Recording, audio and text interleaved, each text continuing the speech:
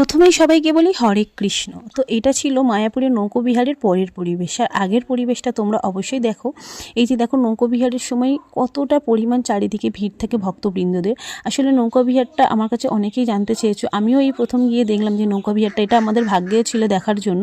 আসলে অক্ষয় তৃতীয়ার বৈশাখ মাসে 21 দিন ধরে এই অনুষ্ঠানটা পালন করা হয়। বৈশাখ মাসের তীব্র গরমের কারণে রাধা মাধবকে শীতলতা প্রদানের জন্য এটাই আয়োজন করা হয়। আর রাধা মাধবের সারা শরীরে চন্দন লেপন করে আর সন্ধ্যার সময় বিকাল থেকে এইটা আরতি হয়, আর এটা ওই যে নৌকোবিহারটা করা হয়।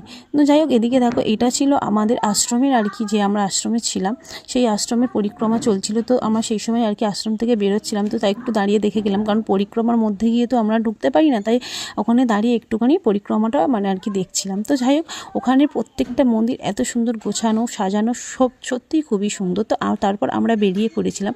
আর একটা জিনিস জানো তো, ওখানে একটা জিনিস ভালো লেগেছে, ওই যে পিতলের পাত্রে ঘুগনি বিক্রি হচ্ছে, খুব সুন্দর পরিষ্কার পরিচ্ছন্ন, এটা দেখেও ভালো লেগেছে।